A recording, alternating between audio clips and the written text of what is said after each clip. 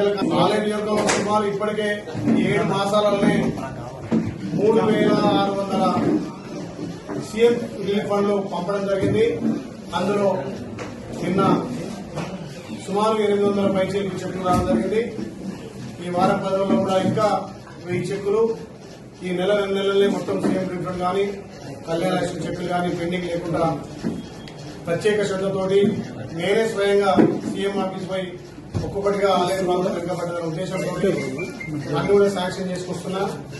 అందులో భాగంగా ఇలా ఆలయం యారుట బ్లాక్ సంబంధించి బొమ్మరామరం, చుట్టపల్లి, రాజపేట, గుట్ట మండలాలు చెట్లు పంపించడం జరిగింది.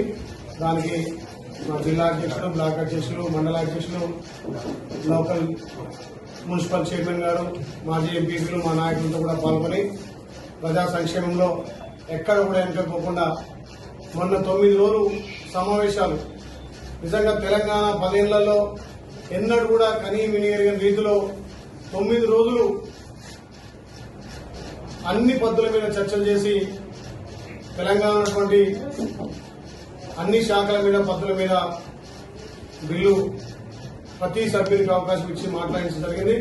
ముఖ్యంగా ఆలయ ప్రాంతానికి సంబంధించి తాగునీటికి సాగునీటికి ఈ 10 సంవత్సరాలు నోసుకోకపోతే గతంలో కాంగ్రెస్ పట్టినటువంటి ప్రాజెక్టుల వల్ల కూడా మిగతా ప్రాంతాలే అభివృద్ధి అనేది తప్ప ఆలయ ప్రాంతం ఇక్కడ వెంటబడిపోయింది.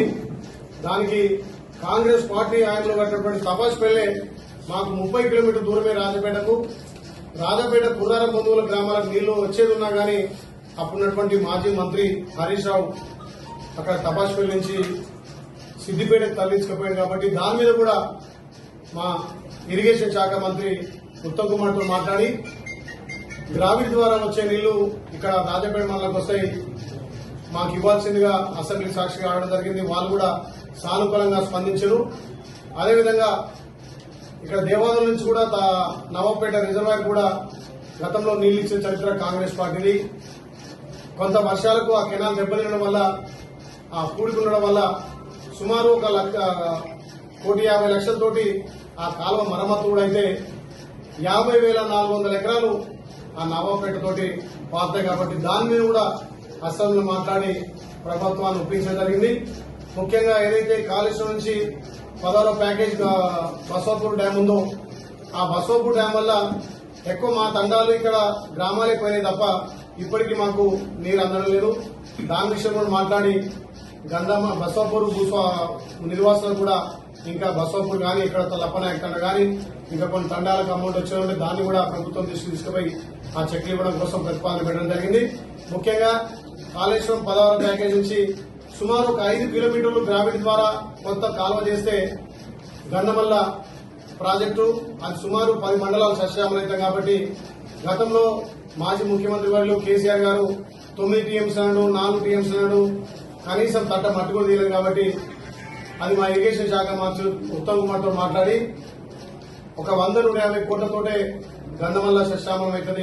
1.5 అన్న 2 టీఎంసీ ఇస్తే అక్కడ భూములకు కానీ ఇళ్లకు కానీ ఆ ఊరికి ఇబ్బంది లేకుండా దాన్ని కూడా సాధించుకుంటే ఈ 3 ప్రాజెక్టులు మాకు చుట్టుముట్టున్నాయి కానీ ఒక చుక్క నీరు పాలన పరిస్థితిగా ఉంది. ఈ 3 కూడా ప్రభుత్వం దృష్టికి తీసుకుపోయి ఈ అసెంబ్లీ బడ్జెట్ లో ప్రతిపాదన చేశారు. కాబట్టి మా ప్రభుత్వం కూడా సానుకూలంగా వాటి చేస్తానని మాట ఇవ్వడం అది రైతులకు ఒక వరంగా.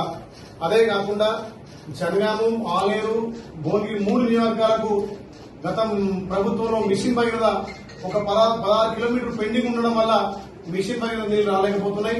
దాని మీద కూడా ప్రభుత్వంతో మాట్లాడి గౌరవ మంత్రి ఆర్ఎంపీ మంత్రి చొరవతోటి, ఇరిగేషన్ శాఖ మంత్రి చొరవతోటి, మా ఫైనాన్స్ మినిస్టర్ బట్టి విక్రమార్కతో మొన్న 210 కోట్లు శాంక్షన్ చేయించి ఈ నెలలే టెండర్ పెడితే ఆ 16 కిలోమీటర్లు అయితే ప్రతి గ్రామానికి మిషన్ భగీరథ సస్యామలం అవుతుంది. కాబట్టి దాన్ని కూడా ప్రతిపాదన పెట్టడం జరిగింది.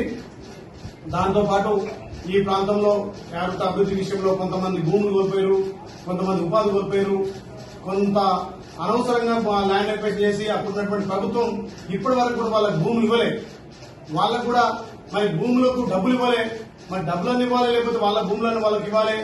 ఈ 4-5 ఏళ్ల నుంచి వాళ్ళ భూములన్నీ పీఓపీలు ఉండడం వల్ల వాళ్లకు రైతు బంధు కానీ ఇప్పుడు వచ్చే రైతు భరోసా అదేవిధంగా రైతు బీమా కూడా రాలేకపోతుంది కాబట్టి దాని మీద కూడా ప్రభుత్వం దృష్టి తీసుకుపోయి వాళ్ళకు మనం డబ్బులను ఇవ్వాలి, లేకపోతే వాళ్ళ భూములు రిటర్న్ ఇవ్వాలని చెప్పి ప్రతిపాదన పెట్టడం జరిగింది. అదేవిధంగా గత కొంత సాంప్రదాయం నుంచి ఇక్కడ ఉన్నటువంటి పంతులకు బదిలీ చేస్తే వాళ్ళకి ఇబ్బంది అవుతుంది.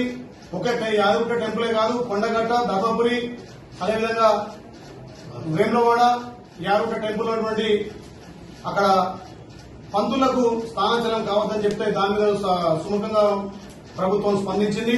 అదేవిధంగా కొంతమంది ఎంప్లాయీస్ నాకు 4-5 టెంపుల్ మెయిన్ టెంపుల్ నుంచి వచ్చి మాకు ఇప్పుడు ట్రాన్స్ఫర్ అయితే మాకు ఇబ్బంది అవుతుంటే ఆ విషయం కూడా మాట్లాడే, కానీ దాన్ని కొంత ప్రతిపక్షాలు వక్రీకరించినాయి.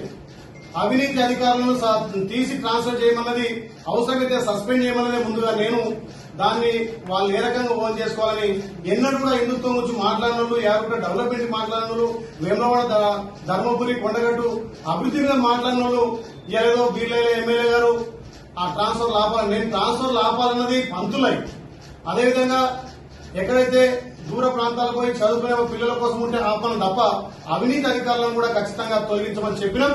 ప్రభుత్వం దాని మీద కూర్చొని ఉంది. కొంత 40% యువతలకు ట్రాన్స్ఫర్లు అవుతాయి. గతంలో అది జీవో తీసాం కాబట్టి ఎక్కడ కూడా అవినీతి అధికారులను ఉపేక్షించలేదు. వీళ్ళైన వాడు గెలిచిన 7 నెలల నుంచి 8 నెలల నుంచి ప్రజలలో ఉంటున్నాడు. ఏ రకంగా మత్స్యాలని కొన్ని ప్రతిపక్షాలు చేస్తున్నాయి. మరి ఆ ప్రతిపక్ష సోదరులు కూడా అర్థం చేసుకోవాలి. మరి మీకు హిందువుల ప్రేమ ఉందా? నేను అసెంబ్లీలో మాట్లాడేటప్పుడు ప్రతి గ్రామంలో బడి ఉన్నట్టుగా గుడి కూడా ఉండాలని చెప్పిన, హిందూ సాంప్రదాయం కాపాడాలని చెప్పిన. 1958లోనే యాదగిరిగుట్ట మీద 120 సత్రాలు ఉండే. మరి కేసీఆర్ వచ్చినాక 1800 కోట్లతో డెవలప్ చేస్తామంటే ఒక్క సత్రం కూడా లేదు.